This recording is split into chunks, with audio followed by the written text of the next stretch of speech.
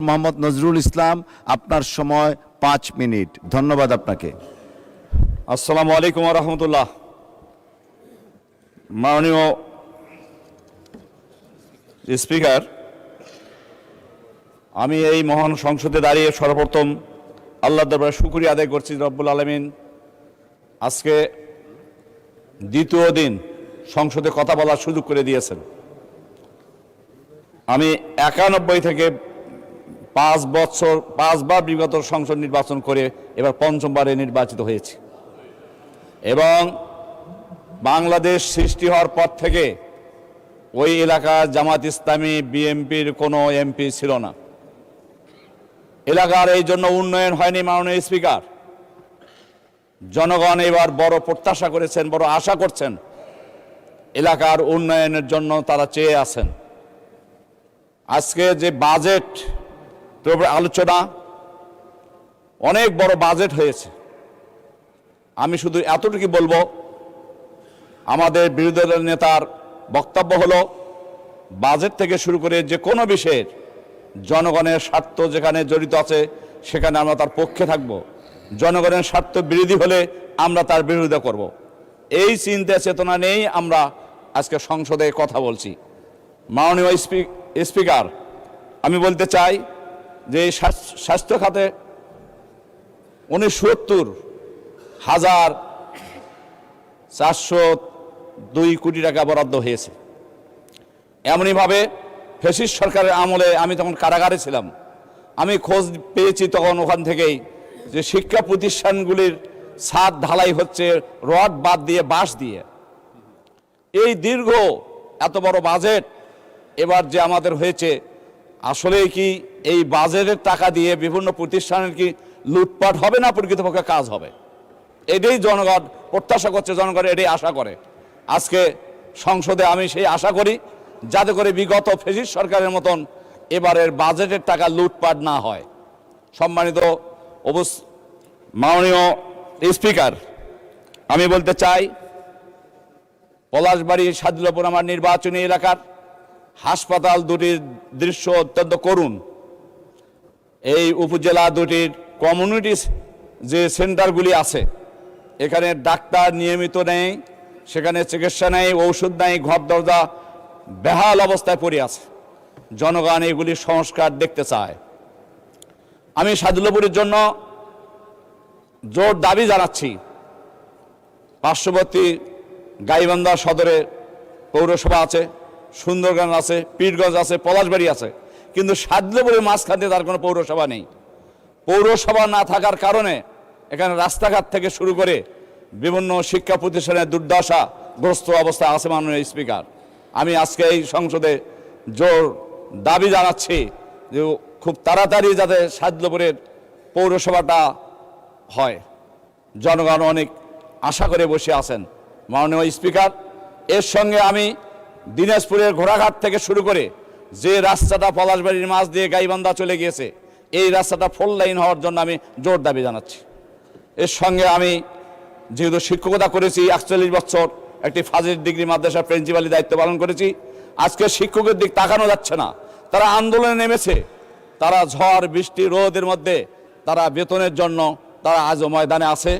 School আছে, college আছে, ইফতারি মাদ্রাসাগুলি আছে।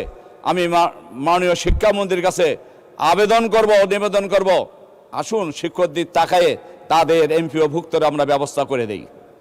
এরপরে আমি আর একটি বিশেষভাবে কথা বলতে চাই।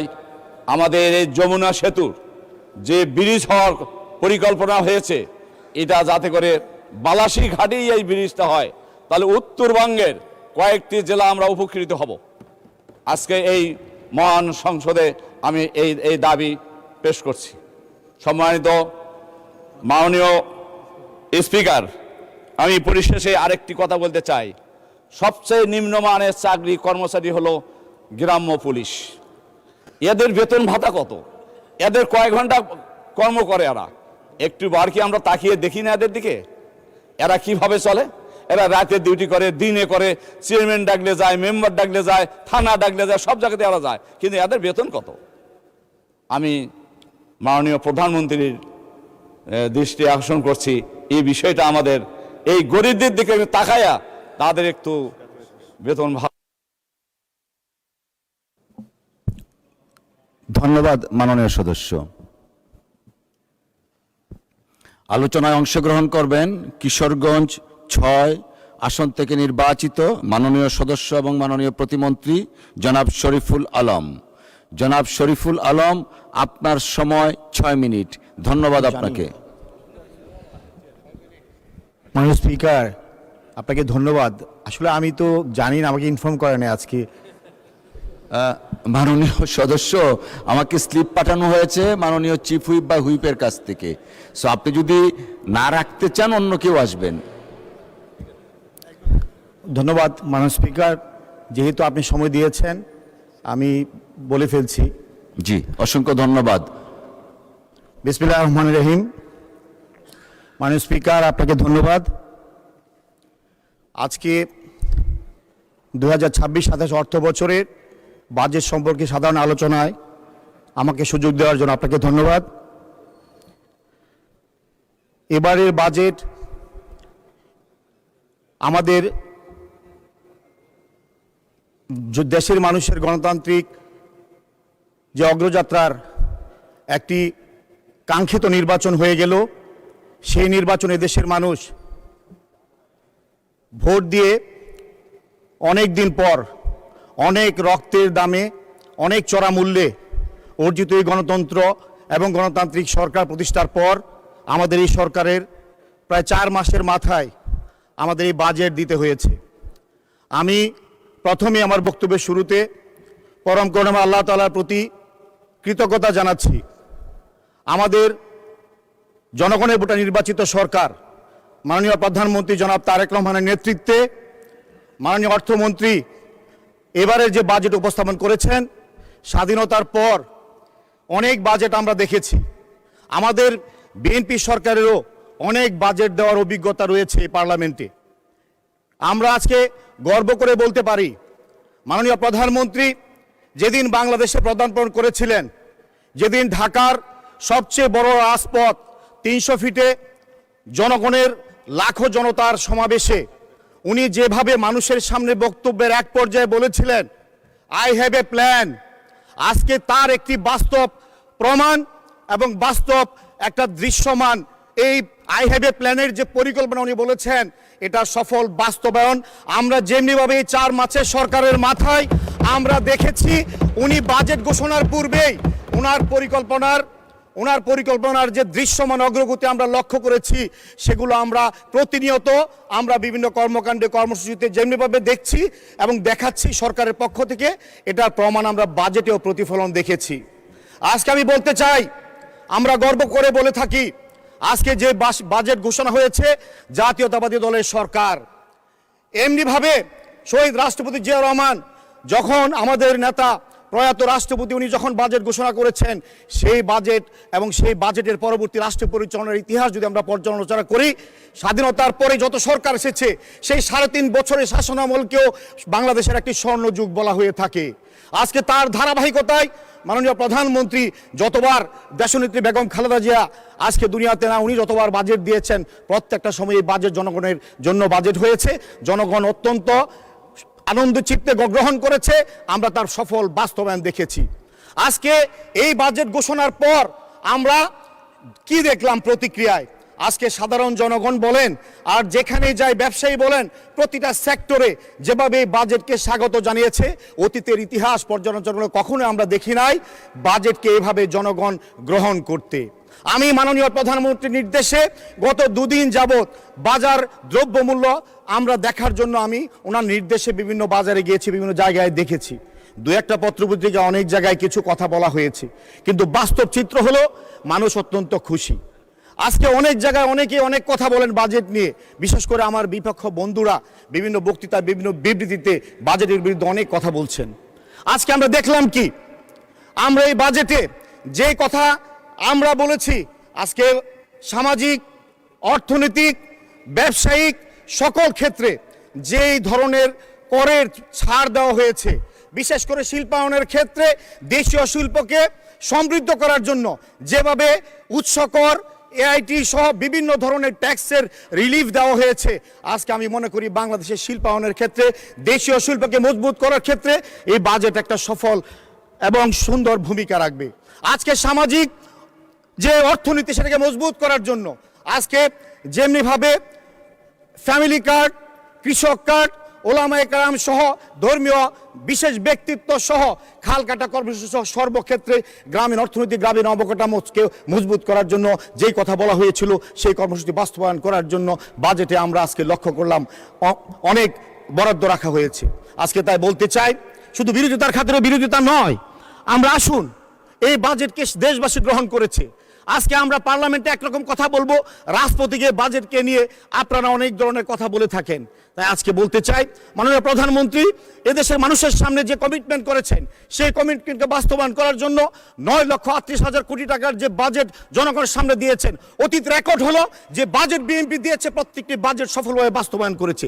এবারও ইনশাল্লাহ আমরা চ্যালেঞ্জ করে বলতে পারি মাননীয় প্রধানমন্ত্রীর নেতৃত্বে এই বাজেট বাস্তবায়ন হবে এবং মানুষের স্বার্থে, জনগণের স্বার্থে, এই হাজারো মানুষের রক্তের দামে কেনা এই মূল্যবান এই গণতন্ত্র, এই অর্থনীতি, এই দেশকে আমরা মজবুত করার যে পরিকল্পনা নিয়ে এগিয়ে যাচ্ছি ইনশাল্লাহ সেটা সফল করব। সেটা আজকে আমরা 4 মাসের মাথায় বলতে চাই না, আমরা সময় মতো আমরা দেশবাসী যেমনিভাবে সমৃদ্ধ করেছেন আপনারা। ধন্যবাদ। মাননীয় প্রতিমন্ত্রী, প্রস্তুতি ছাড়া যেভাবে টেবিল চাপড়ানো রিসিভ করছেন, প্রস্তুতি থাকলে কি হতো আল্লাহ জানেন। আরো 4 মিনিট দেওয়া হলো আপনাকে। মাননীয় স্পিকার, আজকে আমরা কিছু কিছু জায়গায় দেখলাম অনেকেই বলছেন যে কিছু দাম বৃদ্ধি হয়েছে। সিগারেটের দাম যদি বৃদ্ধি হয়, নেশাগ্রস্ত দ্রব্যের দাম যদি বৃদ্ধি হয়, এটা নিয়ে যদি কেউ কথা বলেন, আমি জানি না কার স্বার্থে ওনারা কথা বলেন। হার্টের রিং পরানো, স্ট্যান্টিং করানোর যদি ট্যাক্স কমানো হয়, ডায়ালিসিস করার ইনস্ট্রুমেন্টের জন্য যদি ট্যাক্স কমানো হয়, মেডিকেল ইকুইপমেন্ট, দেশীয় সাইকেল ফ্যাক্টরি, দেশীয় বিভিন্ন শিল্প খাতের যদি কাঁচামাল আমদানি করার ট্যাক্স কমানো হয়, সেই জায়গায় আমরা অ্যাপ্রিসিয়েট করি না, অত্যন্ত দুঃখজনক। আমরা লক্ষ্য করি কি, আমরা যেখানে আগামী 1 বছরের মধ্যে 42 লক্ষ ফ্যামিলিকে আমরা ফ্যামিলি কার্ড দেব, আমরা যেখানে বলছি আগামী 1 বছরের মধ্যে আমরা 40 লক্ষ কৃষককে কৃষি কার্ড দেব, প্রবাসীদেরকে আমরা প্রবাসী কার্ড দেব, আমরা হেলথ কার্ড দেব, আমরা ওলামায়ে কেরামদেরকে ভাতা দেব, আমরা অবহেলিত জনগোষ্ঠীকে আমরা অর্থনৈতিকভাবে স্বাবলম্বী করব, আমাদের মা বোনদেরকে অর্থনৈতিকভাবে স্বাবলম্বী করব। এই কথাগুলো যখন বাজেটে আমরা বলি তখন সেই কথায় আমরা অ্যাপ্রিসিয়েশন পাই না, আমরা কোনো ধন্যবাদ পাই না, আমরা শুধু তিরস্কার পাই। আজকে তাই আমরা বলতে চাই, সমালোচনা যারা করেন সমালোচনা আমরা গ্রহণ করব, কিন্তু বাস্তব ভিত্তিক কথা বলে আসুন আমরা এই বাংলাদেশের মানুষের জন্য যে আগামীর ভবিষ্যৎ রচনার জন্য মাননীয় প্রধানমন্ত্রী যে স্বপ্ন দেখিয়েছেন, এই স্বপ্ন 4 মাসের মাথায় যদি আপনারা বলেন ধাক্কা মেরে ফেলে দিবেন, আপনারা সহ্য করবেন না আর সময় দিবেন না, এটা মনে যৌক্তিক কোনো কথা নয়, এটা কোনো যৌক্তিক সময় নয়। আপনারা অপেক্ষা করুন। আমরা তাই বলতে চাই, জনগণ যেভাবে আমাদেরকে আমাদেরকে রাষ্ট্র পরিচালনার দায়িত্ব দিয়েছেন, আপনারাও পার্লামেন্ট মেম্বার হয়েছেন, আপনারা আপনাদের যৌক্তিক ভূমিকা পার্লামেন্টে রাখবেন আমরা আশা করি। একটা বাজেটে 100% কখনো কোনো মানুষকে সন্তুষ্ট করা যায় না, পৃথিবীতে কাউকে 100% মানুষকে সন্তুষ্ট করা যায় না। অতএব আপনাদের কাছে আমরা সহযোগিতা চাই। আমরা চাই এদেশের মানুষের দীর্ঘদিনের যে স্বৈরাচারী মনোভাব, ফ্যাসিস্ট যে অত্যাচার, জুলুম, নির্যাতনে এদেশের অর্থনীতি, এদেশের প্রাতিষ্ঠানিক যে অবকাঠামোর যে ধ্বংসযজ্ঞ, এখান থেকে বাংলাদেশকে আমরা উপরে তুলে ধরতে চাই। সেই কারণে মাননীয় প্রধানমন্ত্রী যে ভিশনের কথা বলেছেন, যে পরিকল্পনার কথা বলেছেন, তার মাধ্যমে যে উনি অত্যন্ত বিচক্ষণতার সহিত অর্থমন্ত্রী মহোদয় যে বাজেট দিয়েছেন, আমি মনে করি এদেশের মানুষের সকলের প্রত্যাশার জায়গায় উনি যে পরিকল্পনার কথা বলেছেন সেটা দৃশ্যমান বাস্তবায়ন হলো আজকের এই বাজেট। তাই আমি মনে করি এই বাজেট বাস্তবায়নের জন্য শুধু সরকার নয়, বিরোধী দলের সহযোগিতা আমরা আশা করি। আমরা সবাইকে নিয়ে আগামী দিনে এই বাজেটের বাস্তবায়নের জন্য আমরা একসাথে কাজ করতে চাই। আজকে আমি আমার নির্বাচনী এলাকা কিশোরগঞ্জ 6 ভৈরব কুলাচের জনগণ, হয়তোবা আমি জানি না আমার জনগণ কতজন দেখতে পাচ্ছে, আমি শুধু মাননীয় প্রধানমন্ত্রীর কাছে বলতে চাই, আমি আপনার কর্মী। আমি গত রাষ্ট্রপতির ভাষণের উপর যখন কথা বলছিলাম, অনেক কথা বলতে গিয়ে আমি এলাকার কথা বলতে পারি নাই। আমি তাই আজকে মাননীয় প্রধানমন্ত্রী শুধু আপনাকে এতটুকুই বলবো, আমি কিশোরগঞ্জ 6 নির্বাচনী এলাকা থেকে নির্বাচিত হয়ে দেশের জনগণের ভোটে প্রায় 1.5 লক্ষ ভোটের ব্যবধানে আমি নির্বাচিত হয়েছি। আপনার হাতে আমি তৈরি, আমার এলাকার দাবির কোনো কথা আমি বলবো না, আপনি সব জানেন। মাননীয় প্রধানমন্ত্রী শুধু আপনার কাছে অনুরোধ, 5 বার নমিনেশন দিয়েছেন দল থেকে, সে ভোটের অধিকার না থাকার কারণে আমি বিজয়ী হতে পারি নাই। আজকে আমার নির্বাচনী এলাকার মানুষের স্বার্থে আমি বলতে চাই, আমার জন্য আপনি খেয়াল রাখবেন, আমার এলাকার উন্নয়নের জন্য একটু খেয়াল রাখবেন, এই কথাটুকু আমি আপনাদের কাছে দাবি রাখতে চাই। এখানে মাননীয় মন্ত্রী মহোদয় অনেক সিনিয়র, আমার অনেক সমবয়সী অনেকে আছেন, আমরা প্রত্যেক মিনিস্ট্রি মন্ত্রী মহোদয়ের কাছে নিবেদন, আমি একজন রাজপথের পরীক্ষিত কর্মী, প্রত্যেকটা মন্ত্রী মন্ত্রণালয় মহোদয়ের কাছে আমি নিবেদন, আমার এলাকার প্রতি একটু সুদৃষ্টি রাখবেন আপনারা। এই কথা শুধু বলছি, মাননীয় প্রধানমন্ত্রী আপনি দোয়া করবেন, আমরা আপনার ক্যাবিনেটের যারা আছি, আমরা যারা সংসদ সদস্য আছি, আপনার সাথে ঐক্যবদ্ধ।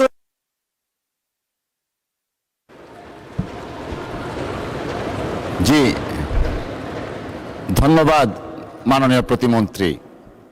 আলোচনায় অংশগ্রহণ করবেন